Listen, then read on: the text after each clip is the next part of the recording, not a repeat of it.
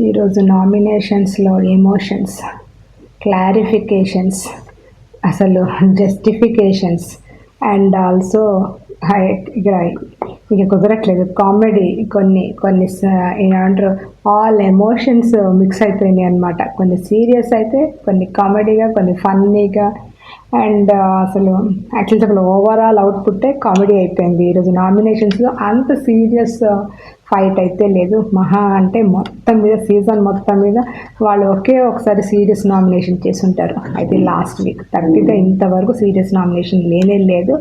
And ఇప్పుడు ఇంకా almost last but one కాబట్టి ఇంకొక వీక్లోనే లాస్ట్ నామినేషన్ కాబట్టి ఈ నామినేషన్ కూడా తుస్సుమన్నట్టే. ఇది కూడా సీరియస్ నామినేషన్ లేదు. అండ్ ఇమాన్యుయల్ యాజ్ యూజువల్ మళ్ళీ నామినేషన్లో లేడు. హార్డ్లీ 2 వీక్స్ వచ్చాడు నామినేషన్కి, ఇంకంతే. ఇమాన్యుయల్ భయపడుతున్నాడు అన్నది అందరూ అంటుంటే ఏమో అనుకున్నాను, దాన్ని నేను నమ్మలే. కానీ తన గురించి తనకు నమ్మకం లేదా. అండ్ హౌస్లో లైక్ షోలో కూడా ఆడియన్స్లో కూడా చాలామంది ఇమాన్యుయల్ని చాలా ఇదిగా ప్రైజ్ చేస్తున్నారు, ఫ్యాన్స్ ఉంటున్నారు. అయినా కానీ నమ్మడు. బట్ అదొకలా నేను ఇప్పుడు ప్రూవ్ అయిపోయింది. డెఫినెట్లీ ఇమాన్యుయల్ నామినేషన్కి భయపడుతున్నాడు అది. అండ్ సంజన చాలా స్ట్రాంగ్గా ఉంది and Tanuja as usual. So okay, let's get into the video. And this is Manjula from simply Manjula. వీడియోలోకి వెళ్ళే ముందట లైక్ చేయండి అండ్ ఆల్సో సబ్స్క్రైబ్ చేయండి, సపోర్ట్ చేయండి. Thank you. డే 85 అండ్ నామినేషన్తోనే స్టార్ట్ అయిపోయింది. ఇప్పటి వరకు మీరు ఆడిన ఆట, మీరు మాట్లాడిన మాట మిమ్మల్ని ముందుకు తీసుకెళ్తాయా, లేకపోతే టాప్ 5కి చెరువులో చేస్తాయా కప్పుకి, లేకపోతే ఇంటికి పంపించేస్తాయా అన్నది డిసైడ్ చేస్తుంది ఈ వీక్. ఇద్దరిని నామినేట్ చేయాలని చెప్పినప్పుడు ఇమాన్యుయల్ రీతుని నామినేట్ చేస్తాడు, బికాస్ బ్యాక్ విచ్చింగ్ అని చెప్పింది వీకెండ్లో. అండ్ ఇక్కడ ప్రాబ్లం ఏంటంటే అసలు తనని తీసేయటం ఎందుకు, రీతుని ఎందుకు తీసేయాలి? ఇక్కడ దివ్య ఉన్నప్పుడు తనకు అదర్ ఆప్షన్, దివ్యాని తీసేయొద్దని ఇమాన్యుయల్ అనుకున్నప్పుడు రీతునే ఉంది కదా, తనకు మాట ఇచ్చి ఎందుకు ఆయన ఇమాన్యుయల్ మాట ఇవ్వలేదంటాడు, మాట ఇచ్చి ఎందుకు తప్పామంటాడు. కళ్యాణ్ని కెప్టెన్గా చూడాలనుకున్న ఇమాన్యుయల్ ఇదంతా ప్లాన్ వేయాల్సి వచ్చింది. సో అందుకు ఐ థింక్ రీతు ఇదైపోయింది. నెక్స్ట్ డీమన్ పవన్ కూడా ఇలాగే నామినేట్ చేశాడు కదా, టీమ్గా ఆడలేదని, సపోర్ట్ చేయలేదనేసి. ఆ విధంగా మళ్ళా అదే టాపిక్, అదే డిస్కషన్ వచ్చింది. సేమ్ ఆ మాన్స్టర్ టాపిక్, ఆ టాస్క్ గురించే అగైన్ అండ్ అగైన్ టీము కోసం ఆడలేదు అనేసి తను ఒక మనిషి గురించి ఆడాడని అక్కడ చెప్పినప్పుడు. అండ్ భరణి సంజనాని తన మెడిసిన్స్ దొంగలించింది తెలిసి, కానీ అప్పుడు మెడిసిన్స్ దొంగలించినప్పుడు భరణి బాగానే ఉన్నాడు కదా, అంటే ఇన్ ద సెన్స్ లైక్ హ్యాపీగా ఉండడం కాదని అర్థం. అక్కడే రియాక్ట్ కాలే కదా, నామినేషన్ కోసం వెయిట్ చేశాడనమాట. అంతవరకు సంజు బాబు అని ఇక్కడికి వచ్చి నామినేషన్లో కూర్చోపెట్టాడు భరణికి. ఈ వీక్ అంత ఎలివేషన్, ఈ నామినేషన్లో అంత ఎలివేషన్ వచ్చేటట్టు అనిపించట్లేదు. డెఫినెట్లీ దివ్య వెళ్ళిపోయినందుకు చాలామంది ఫీల్ అవుతున్నారు. అప్పటివరకు ఆపరేషన్ దివ్య అన్నారు, మళ్ళీ ఇప్పుడేమో దివ్య ఒక స్ట్రాంగ్, ఒక మంచి ప్లేయర్ వెళ్ళిపోయింది అంటున్నారు. అండ్ నామినేట్ చేసింది భరణి కాబట్టి భరణి గారికి డేంజర్ బెల్స్ అయితే మోగుతున్నాయి. ఖచ్చితంగా భరణి ఇన్ ద బాటంలోనే ఉంటాడు. ఎలిమినేట్ ఈ వీక్ కాకపోతే నెక్స్ట్ వీక్ అయిపోతాడేమో అనిపిస్తుంది. అండ్ డీమన్ పవన్ని ఒక స్ట్రాంగ్ ప్లేయర్వి నువ్వు ఒక 10 days నుంచి లాస్ అయ్యావు. ఆ ఎనర్జీ, ఆ స్మైల్, ఆ ఇది లేదు, ఎక్కడో ఆకాశంలో చూస్తున్నావు నువ్వు. అండ్ నువ్వు స్ట్రాంగ్గా ఉండాలి, మాట్లాడాలి, ఆడుకోవాలి. అండ్ ప్రతి ఒక్కళ్ళు వచ్చిన వాళ్ళు గెస్ట్లు అందరూ ఇంకా డేమన్ మాట్లాడలే అని అడుగుతున్నారు. అండ్ నీ మొహంలో నాకు రాము లాగా కనిపిస్తుంది, బాడీ అంతా నువ్వు. కానీ సో రాము కూడా సాడ్గా ఉండి వెళ్ళిపోయాడు కదా, అదే గుర్తు చేస్తాడు. అండ్ ధ్యాన ముద్రలో ఉన్నావు అనేసి.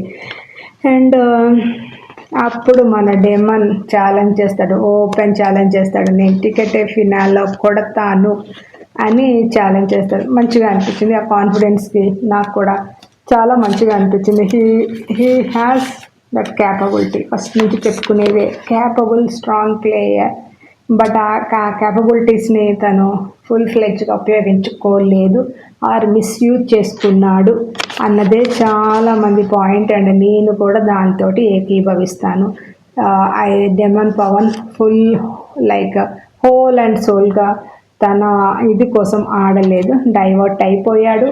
అండ్ తన ఎనర్జీస్ని ఫుల్గా ఉపయోగించుకోవాలి. బికాజ్ బ్యాక్లో ఒక బ్యాక్లాగ్ ఉన్నప్పుడు ఎవరు సపోర్ట్ చేస్తారు? లైక్ అంత క్లియర్గా ఉన్నప్పుడే కదా సపోర్ట్ చేసేది.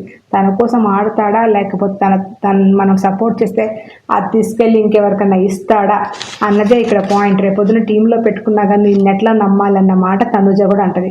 అండ్ ఇప్పుడు రీతు సుమన్ని నామినేట్ చేస్తుంది అండ్ ఎక్కడ సపోర్ట్ లేదు, అండ్ ఆల్సో తనకే గేమ్లో ఎక్కువ సపోర్ట్ ఉన్నారు అనేసి సంజన నామినేట్ చేస్తుంది. అండ్ సేమ్ అదే విషయం సంజన, మీరు సారీ చెప్పారు కానీ అది సారీ చెప్పినట్టుగా లేదు, బలవంతంగా చెప్పినట్టుగా ఉంది. అండ్ సంజన మాత్రం చాలా స్ట్రాంగ్గా నామినేషన్స్లో తనకి ఇటు భరణి గారి నామినేషన్ అయినా ఓవర్ రియాక్ట్ కాలేదు, చాలా కంట్రోల్డ్గా ఉంది, చాలా స్టేబుల్గా ఉంది, కాన్ఫిడెంట్గా ఉంది. సో తనకి తెలుసు తన పొజిషన్ ఏంటి, ఆ వీక్ తర్వాత తనకి ఎలాంటి అప్లిఫ్ట్ వచ్చింది, తనకి ఎలాంటి సపోర్ట్ వచ్చింది అన్నది మాత్రం సంజనకి అర్థమైంది. అందుకే సంజన చాలా కామ్గా ఉంది. ఒకసారి తను అంత సపోర్ట్ రాకపోతే తను సేవ్ అవ్వదు.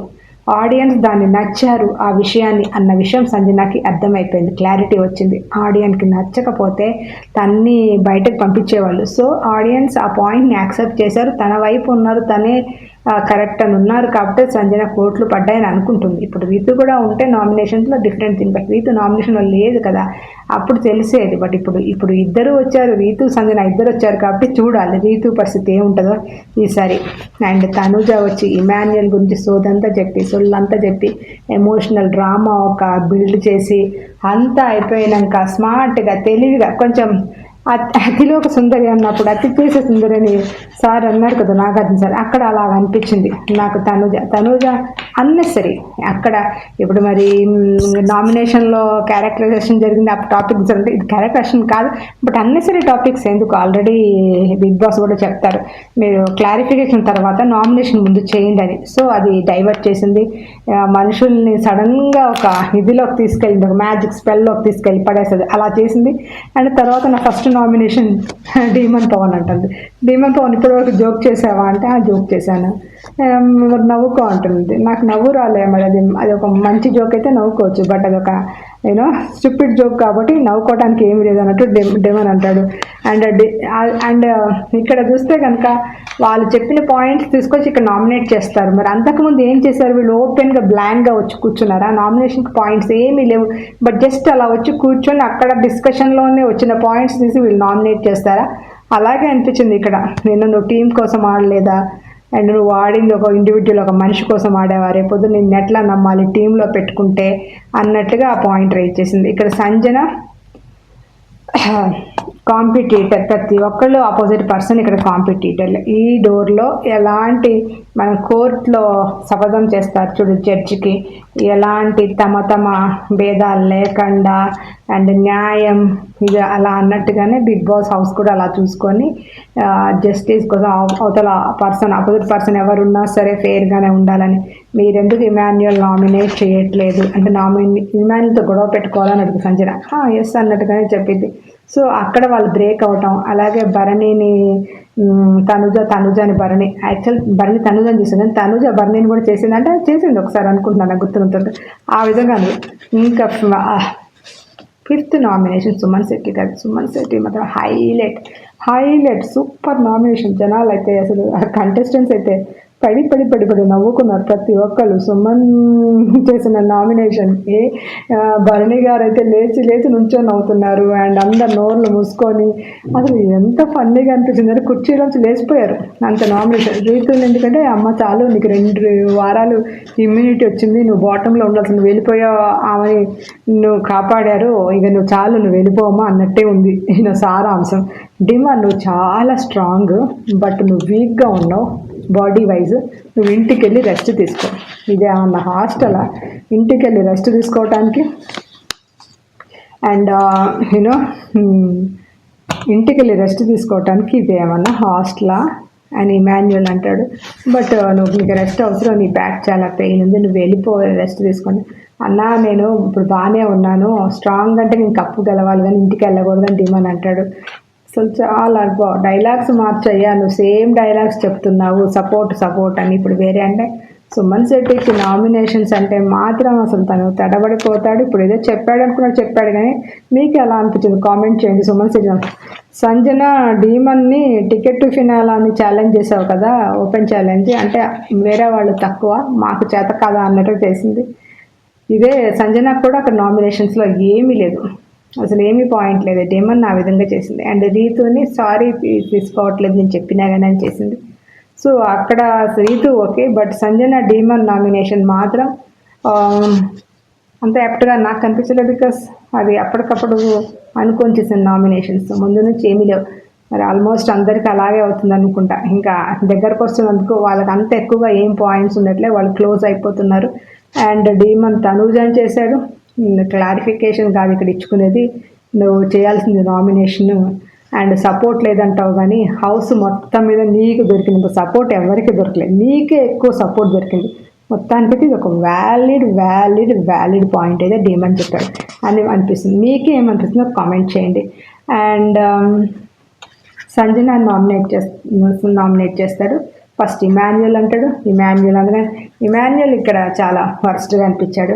నామినేషన్లోకి రావాలి దేవుడా బాబు, రామలక్ష్మణ్ రానైనా నేను వస్తేనే ఓటు బ్యాంక్ వస్తుందని అందరూ క్లియర్గా చెప్పి నువ్వు అంత భయపడాల్సిన అవసరం లేదు, నీకు కావాల్సినంత ఫ్యాన్ బేస్ నీకు ఉంది, అక్కడ సపోర్ట్ చేయడానికి అందరు రెడీగా ఉన్నారు, నువ్వే రావట్లేదయ్యా బాబు అని ఎంత ఓపెన్గా క్లియర్గా ఫేస్ టు ఫేస్ డైరెక్ట్గా చెప్తే అంత పెద్ద లీక్ ఇస్తే నామినేషన్ చేయడానికి వచ్చిన డీమన్ని 13th వీక్ నన్ను నామినేట్ చేస్తావా ఏంటి? నీ నామినేషన్లోకి రాలేదు, నీకు నామినేషన్లోకి రావాలి అన్న రీజన్తో అయితే అందరూ ఆయన కాళ్ళు మొక్కుతున్నారు. ఆ రీజన్ చెప్పి నామినేట్ చేయకూడదా? ఆయనకి వేరే పాయింట్స్ లేనప్పుడు అలా అందరు కాళ్ళు మొక్కి ఇదేం రీజన్ రా బాబు అంటున్నారు. సో ఆ రీజన్ తోటి ఆయన ఫేవర్ చేసినట్టే కదా, అది సేఫ్ అవుతుందా? నామినేట్ చేద్దానికి వచ్చేసరికి ఇంకా ఆయన ఇమాన్యుయల్ అలా అనేసరికి సంజన వైపు తిరిగాడు. ఎనీవే సంజన నామినేట్ చేశాడు. అండ్ కళ్యాణ్కి బిగ్ బాస్ ఒక స్పెషల్ కేటగిరీ కెప్టెన్గా నామినేట్ చేయడం పర్సన్ అంటే భరణి. టాస్క్లో కలర్స్లో పిక్చర్స్లో మీరు కొంచెం మీకు ఆ క్యాపబిలిటీ క్యాలిబర్ ఉండి కూడా మీరు మిస్ చేశారు, అది నాకు కొంచెం కరెక్ట్గా అనిపించలేదు, మీరు కొంచెం డౌన్ గ్రేడ్ చేసుకొని ఆడారు మిమ్మల్ని అని చెప్తాడు. Anyway except Emmanuel and Kalyan everybody is in నామినేషన్స్లోకి అందరూ వచ్చేసారు. నామినేషన్స్ అయిపోగానే తనుజ కూర్చొని ఒక మూడ్లోకి వెళ్ళిపోద్ది, ఒక సాడ్ మూమెంట్లోకి వెళ్ళిపోతుంది. బికాజ్ నామినేషన్లో తీసుకొచ్చిన కొన్ని పాయింట్స్ అందరూ నీకు సపోర్ట్ ఉన్నారు అన్న పాయింటే ఆమె పట్టుకొని ఇచ్చిందని నాకు అర్థమైపోయింది అక్కడ. సో తర్వాత ఇంకా వాళ్ళ మదరు వాళ్ళ సిస్టర్స్ గుర్తుకొచ్చారని సంజన గారితో చెప్పుకుంటుంది. ఆ విధంగా ఈరోజు ఎపిసోడ్ అయిపోద్ది. అయితే టికెట్ టు ఫినాల్ గురించి ఒక 2 minutes మాట్లాడుకుందాము. టికెట్ టు ఫినాల్లో ఉండబోదు ఈ సీజన్లో. అది ఫస్ట్ ఫైనలిస్ట్ F2 అలాంటిది ఏదో పెడుతున్నారు అని మనకి ఒక టాక్ అయితే ఉంది. అండ్ ఇమాన్యుయల్ వాళ్ళు టికెట్ టు ఫినాల్లో లేకపోతే ఏంటో మరి అంత కోఇన్సిడెంటల్గా ఎలా అన్నాడు. టికెట్ టు ఫినాల్లో లేకపోతే సరే ముందైతే బాటిల్ కొట్టించుకో అన్నాడు, టికెట్ టు ఫినాలో తర్వాత దక్కించుకుందు కానీ నేనే కొడతా అన్నాడు, ముందైతే బాటిల్ కొట్టించుకో అన్నాడు.